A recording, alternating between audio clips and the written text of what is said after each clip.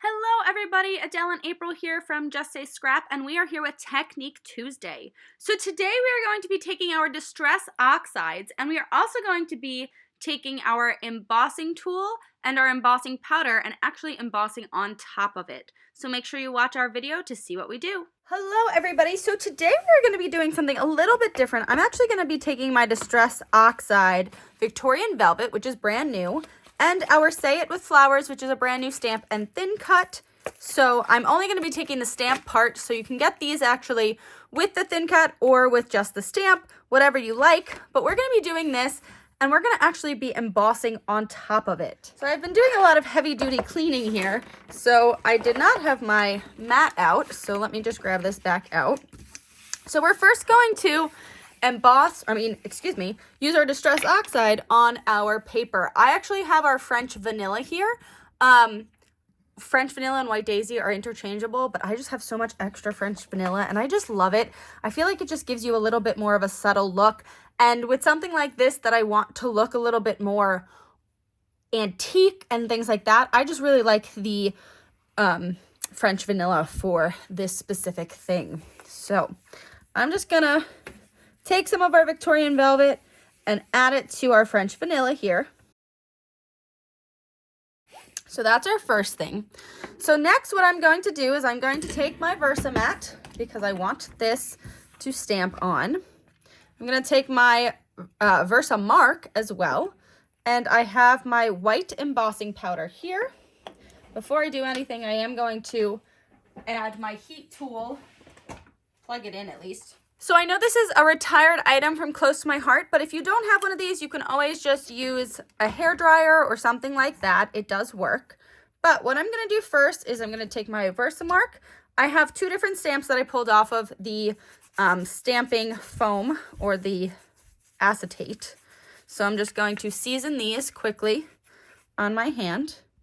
And Versamark, as I've said thousands of times before, is much stickier than you're probably used to. And then we're going to stamp that down. I have a little bit of a tray here, and I'm using white embossing powder at the moment. And I always forget, I always say it afterwards, you should always use your anti-static pouch when you are doing this. Let me just heat emboss this quickly. And look how gorgeous that looks. So you don't necessarily have to do this with the Distress Oxide. I just decided that that's what I wanted to do. So I did it with the Distress Oxide, and our Victorian Velvet is absolutely gorgeous with this. So for this part, I'm gonna do something a little bit different. So I'm going to clean up my powder here quickly.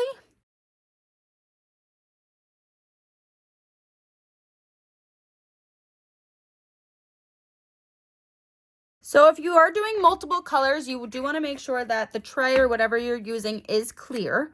So, and that's why I always just use a piece of paper as well, so it doesn't get all over my table. Now this time before we stamp, I am going to remember to use my anti-static pouch. So just put a little bit on there and get that powder around.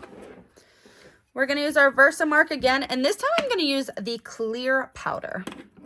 And I'm using this stamp, so let me season it up.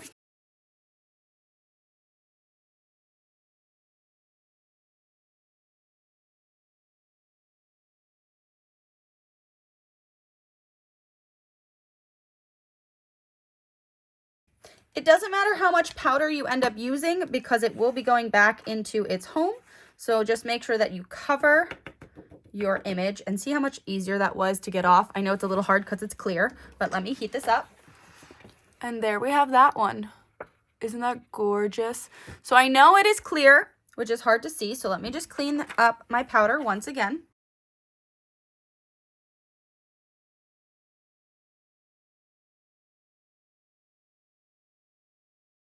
All right, so now that we have these two, as you can see the clear pretty well, but what I want to show you now is even after you emboss it, you can take your oxide and go over it a little bit more, just like this.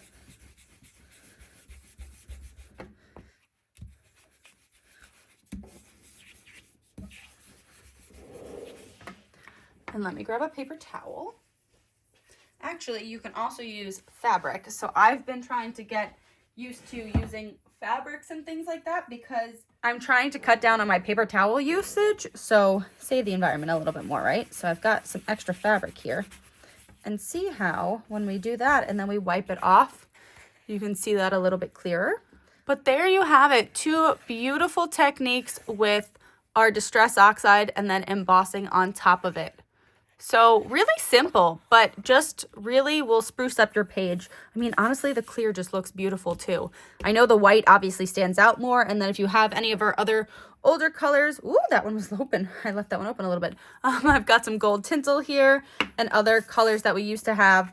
They no longer do sell them on Close to My Heart, but we do have a few of them in the store. So if you would like any of our embossing powders, please do reach out to us. We do not have many left. We do have a few, but let us know. And that's how we use Distress Oxides with embossing on top. And that's Technique Tuesday. Thank you for watching. We hope you enjoyed. If you're not subscribed already to our channel, please subscribe and help out our small business. We would love that. But we hope that you enjoyed this technique, and we can't wait to throw it together with Throw It Together Thursday.